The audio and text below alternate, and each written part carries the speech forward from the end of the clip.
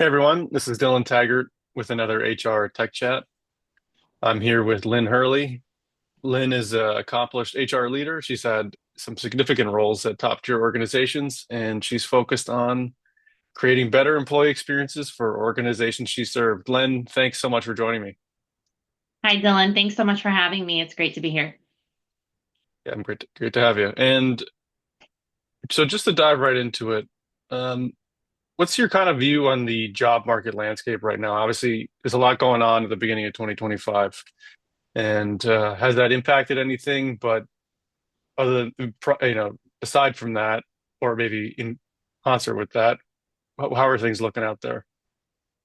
I think that's the question on a lot of people's brains at the moment, Dylan. I definitely know there's a ton of data coming out at us every day in the news or other sources of world economics. And, given the events of 2024 with the presidential election, and now a new president coming in and definitely having some interesting dynamics at play. Whether you're for it or not, the impact that it's having on the job market is extensive. And I think it's not even just from a direct response, but also indirect response to some of these activities. So, what do I mean by that? I think that there's definitely a psychology of wait and see that's been taking place with businesses that may have otherwise opened up their wallet and gone out and put new roles out there in the market. And they're more conservative, or maybe just saying, let's hold back a little bit while we wait to see how some of these things pan out in the economy at the moment. I also think that AI is definitely a disruptor, and that's another wait and see for some businesses where they're saying, you know what, let's hang in there a minute and give some of this time to settle down. So we can see what direction we really want to play in. And that's showing up for us in some of the data that has just come out. Even I've been looking this is not a plug. I do not get paid. But the economic graph on LinkedIn, it really breaks it down by industry through December 2024, and everything is down, some down in double digits. The only industries that are actually up, and there's only two, really interestingly, one is financial services. That is up 3.9%. And the other, which it should not be any surprise at all, is technology, information, and media. And so that is up by 4.9%. And so when you're looking at some of these shifts that we're seeing, I do think that we're going to see some better news going into 2025. But right now, things are still really, the ambiguity is getting people to be a bit more conservative. It makes a lot of sense. In terms of the wait and see kind of mindset of these companies, what are they waiting for in particular? Are they just are they waiting to go back to the status quo? Or are they expecting a stock, like a economic boom or something? Or Yeah, there's a lot of eyes on the economy, and I think that there are the information that comes out in Q1. We're watching earnings reports for a lot of different organizations right now come through, and that will give some signaling of how their 2024 wrapped up, but then also how they're planning to proceed going into 2025. And when you look at those earnings reports coupled with some of the government frankly, impacting tariffs and other economic dependencies, you're going to have a bit of uncertainty there for a lot of CEOs, CFOs, and leadership teams. And so, really, it's kind of waiting to see at least through the first quarter of how some of that will shake out before they go and start really hiring or placing bets in certain areas. Now, we did see also some downsizing, and so I do think there's a lot of folks out there in the labor pool as well, and that is also an opportunity for some of these organizations. The ones that are out there hiring are probably going to get a really good deal if they are doing that right now. hmm. Yeah, it's a great for the employer right now, I guess. A And buyer's it, market for sure. yeah. And typically, how long? and obviously there may not be information on on this, but typically how long does this last when this happens? Because obviously it's not the first time, people have felt this way, but does it usually last a whole year or does it kind of clear up in a couple of months? I would say this is unforeseen territory that we're in right now. I think, and this is just my opinion. This is just me living it out and seeing, and talking to a lot of recruiters. Recruiters are a huge indicator of information from my perspective, and I talk to a lot of them. And I, just feel that right now, given some of the downsizing activities, the hiring is really going to be slow to recover. I mean, you're looking at oh gosh, some of these numbers and the percentage down, that are just in this one LinkedIn report. And this is not indicative of everything. This is one data source. But some of these double digits, the decrease is really significant. So to just even get back over that hump and then increase it from there is going to take some doing. And then we've also got to figure out with the new technology what the right capabilities and skills are going to be. And then a lot of people have turned to different kinds of work, right? So it's not your traditional full-time person anymore. You can have a fractured working experience where you have multiple employers and you're working part-time for several of them. And so there's a lot of different things that are out there right now. It's a really interesting and unique situation that I think could last at least the end of this quarter, and hopefully not much longer, because I do think that we need to get back into a solid economy, or it could possibly get worse. For sure, for sure. And you mentioned recruiters in there, and I kind of want to ask you a little bit about that. Recruiters are a big part of branding and public perception for a company. Huge. So, how can good and bad recruiting impact that? Yeah, I think it's such a key point. And it's one that's hard to quantify all the time for business areas. And so they're not as aggressively going to target investing necessarily in the candidate and employee experience, but candidate experience in particular, I feel very strongly about and have for many years. And I think it's only going to get more intensively important for an employee to really invest in what they want to project out there and how do they maintain that branding from an employer of choice perspective. And what do I mean by that? It's saying, okay, how are we going to ensure that we're getting really the right talent that we need in the right role at the right time? Because yes, there can be a ton of people out there in the market, but the skill sets that are going to be incredibly critical to your business's ability to differentiate itself and to have that competitive edge, being able to really hone in on what those candidates want and ensure that you're attracting them in the right ways is going to be really, really valuable. And I think I liken it to marketing. Right. So, an organization, you would never let your sales force go out into the world without a proper marketing plan. This is the same thing. Recruiters, they're all branders. They're all selling an organization at some point in time. You're never going to encounter a world where they never have to sell an organization to a candidate. That is not ever going to happen. And it's saying, how do we get above all of the different competitors out there and get these particular candidates with these particular skill sets into our fold? And that's a really important, I think, ability for a winning organization to have. Makes a lot of sense. And I've been hearing that more and more as, roles become, well, I guess as the job market becomes more diverse, people's roles become more and more specialized. And companies need those specialized people, especially when it comes to technology.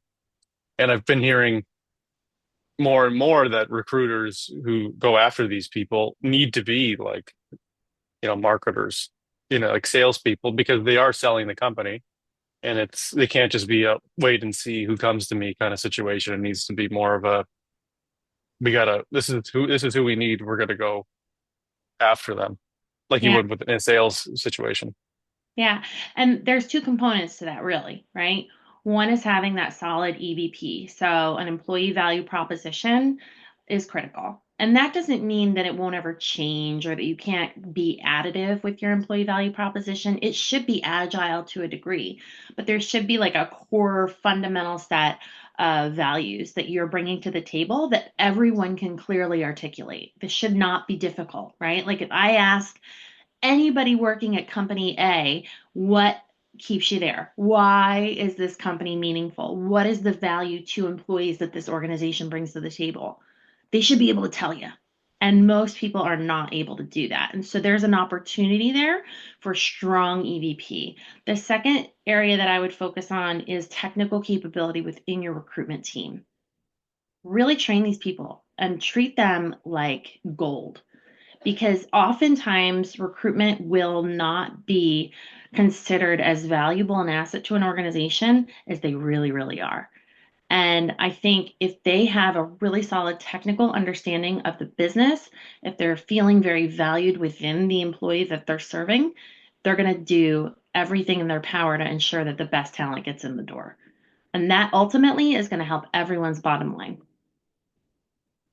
So in terms of some of the how that technology is being used, misused, or underutilized in the hiring process, what to you is the is a good best case scenario? Yeah. And it's a really interesting time for that, right? So AI and how that's coming about and being utilized in the sourcing process. And I feel like in sourcing, that's fine, right? So we should be able to help whittle down candidates, and it should be actually a fairer process if technology is helping us do this, in theory, right? Um, there are a lot of different perspectives on that statement. And I think it's important to consider specifically what roles we're looking at, and especially when we're looking at technical capability versus soft skills. So all day long, I would say leverage your AI to at least do a first round sourcing, assist with sourcing, etc. Nothing in my book is going to really replace having an actual conversation with a recruiter, right? So AI can help find and identify, but then assessment needs to happen. And critical thinking is going to be more important ever, like than ever, to really whittle down where that top talent is. And I think that is where recruiters come in and shine. And they have their process and they know what is going to work and what is going to help them. And there are new ways of assessing coming out as well through AI. And, it's good to pilot some of those maybe and potentially look at them because we want to keep innovation. We don't want to stymie the ability for us to go forward and be progressive in this space.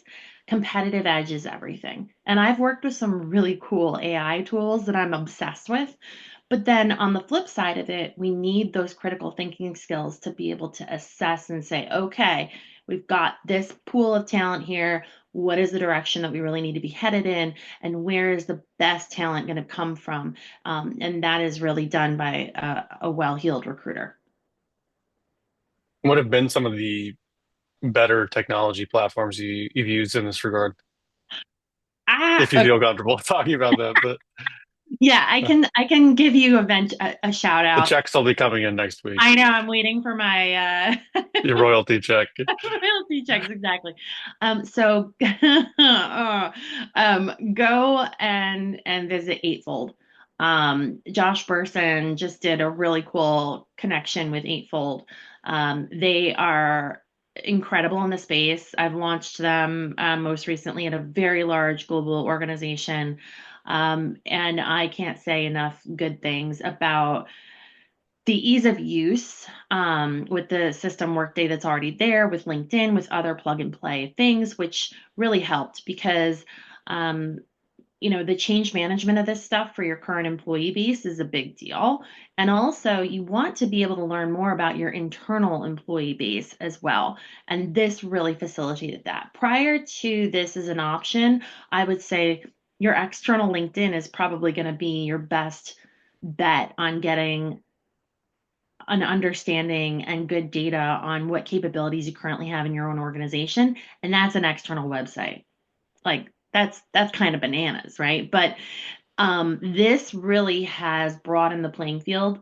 of an internal organization being able to do what they need to do to assess the capabilities they currently have quickly, real time. It also facilitates learning plans. It facilitates career mapping. It facilitates a whole host of things, and it is so user friendly.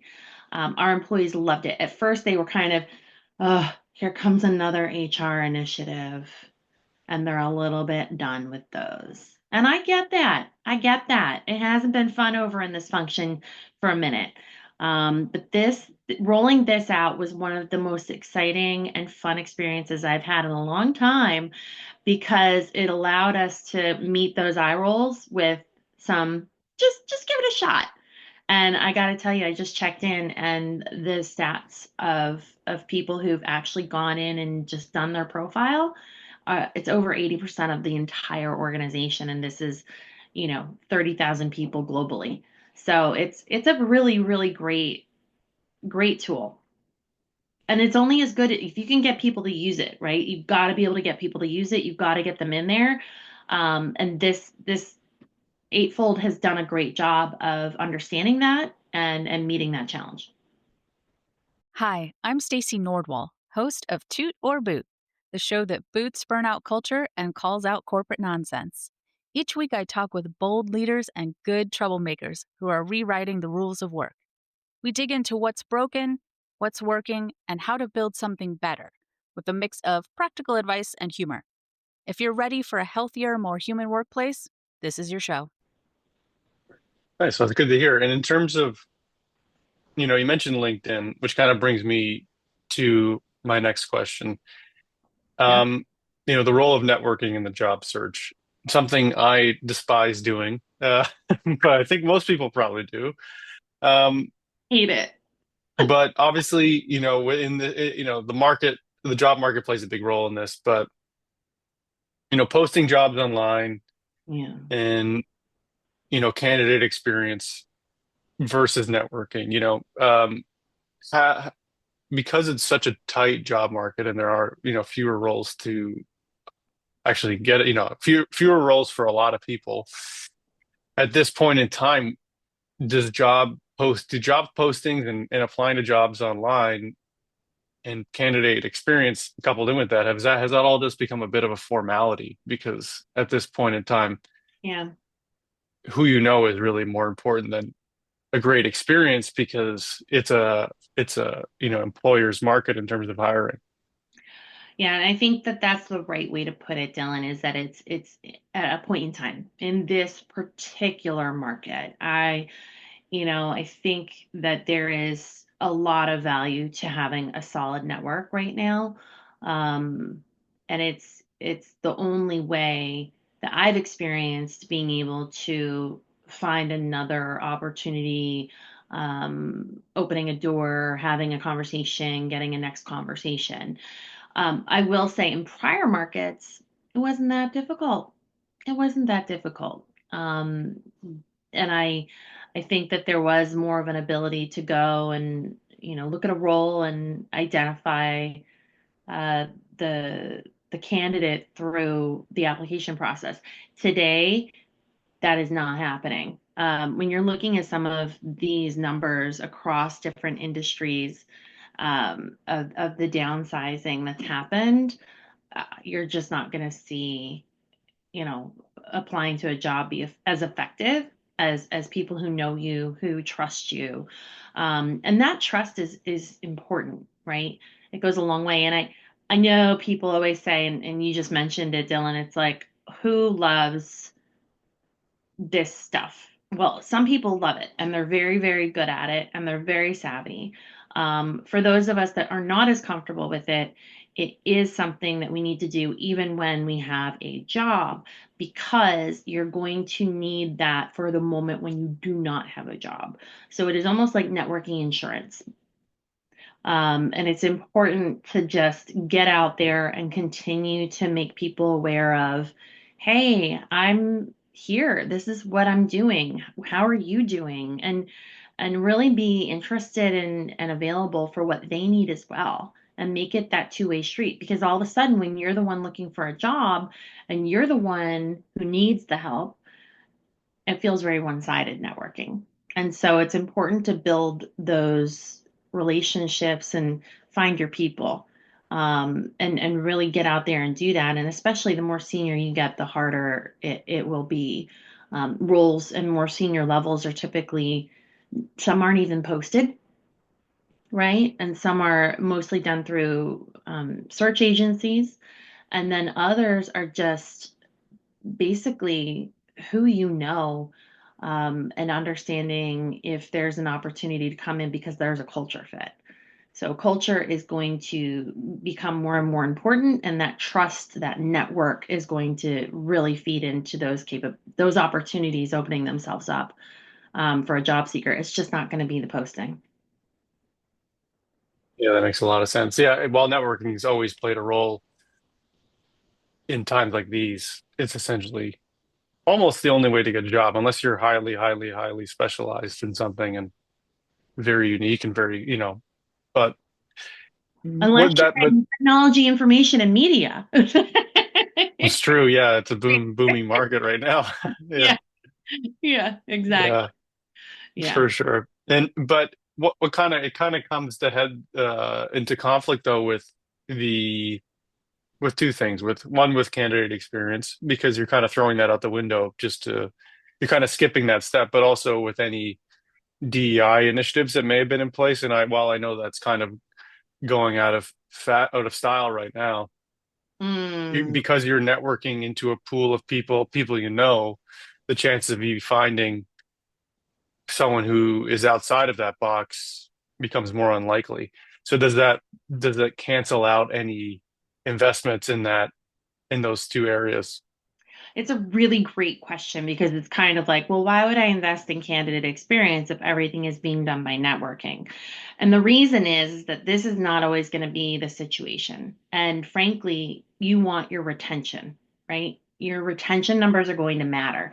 So this isn't just about front of the house, and it's about candidate and employee experience. They're one and the same. Frankly, you should not be inauthentic when you're describing your experience of your employees and creating an experience for your candidates. They should be really on the same page. And retention is going to be critical, critical, because so many people are purging their talent.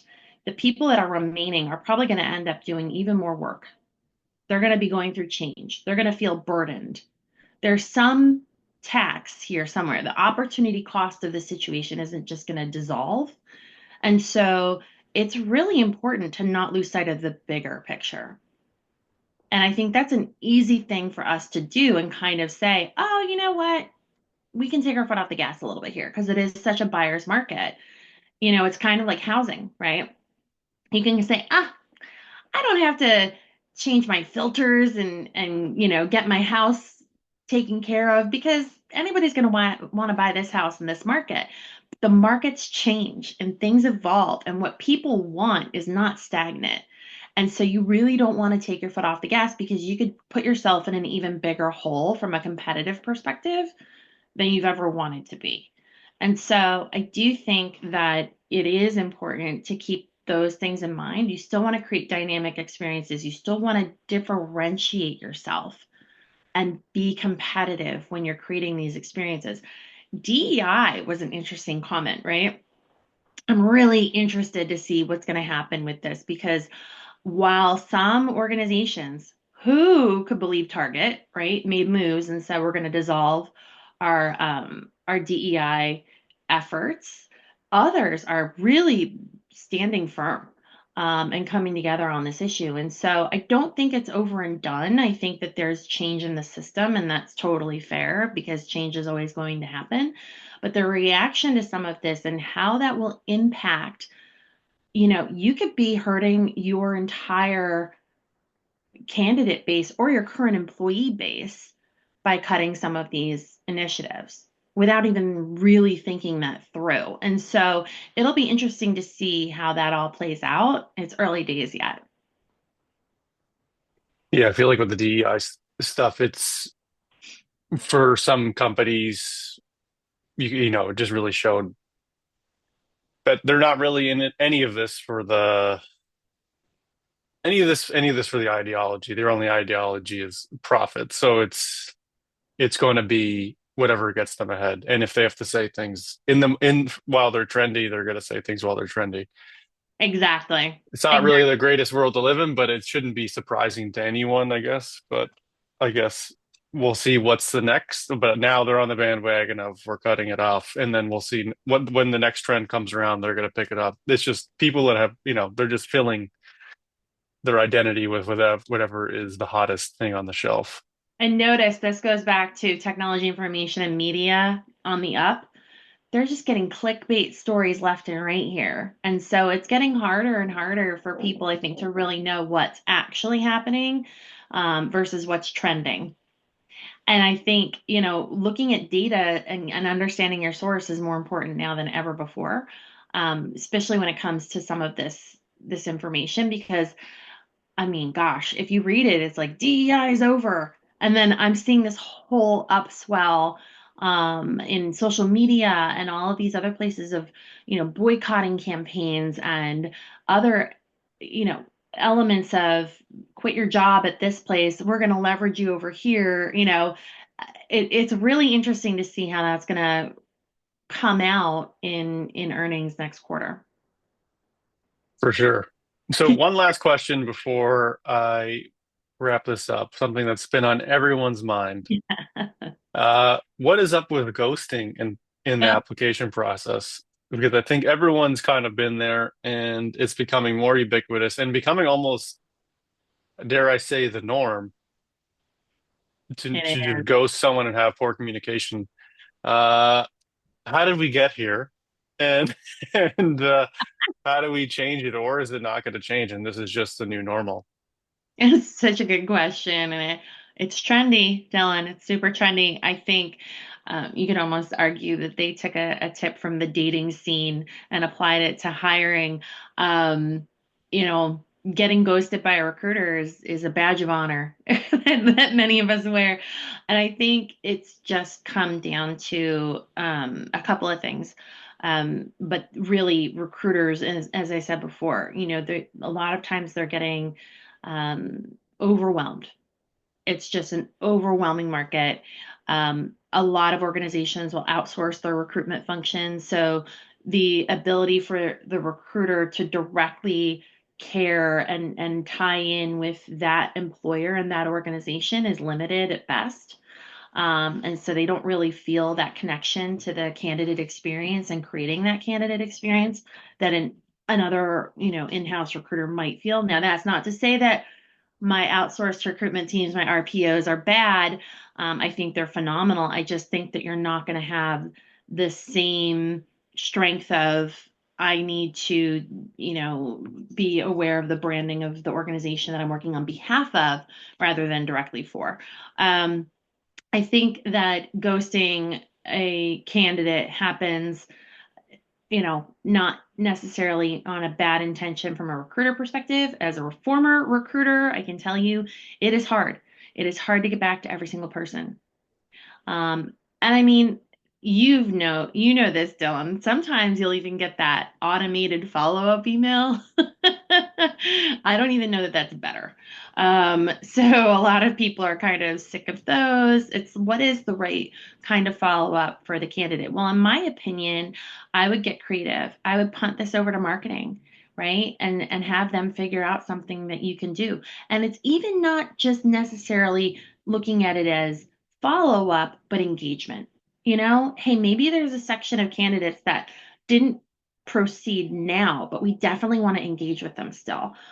This is kind of akin to like an alumni network, right? Like how organizations are going to continue to interact with interested people on the peripheral, but may know somebody. And why should, like, the what's in it for me? Why should we care? Why do I care about all of these candidates that applied? If 1,000 candidates applied, only one could get the job. Why do I care about the other 999 people? Well, the answer is exactly because why we care about Glassdoor, Yelp, Google reviews, all of these other things that we're so intensely monitoring from a marketing perspective, they matter. What people are saying about your organization and how they're talking about their interview experience and how they're talking about their lack of ever having engagement from the company ever again, that can make or break some other people and their decision making. And so I think it's important to pay attention to it.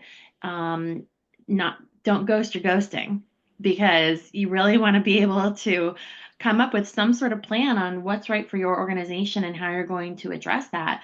But don't just run away from it because it will come back to haunt you. Ha ha ha. Well, with that, let's thank you so much for joining me today Thank and you for not ghosting me. having me. And yeah, where can people find you if they're interested in reaching out? I mean, I'm just gonna say I'm on LinkedIn. It's definitely a hot time on LinkedIn. I'm on there all the time.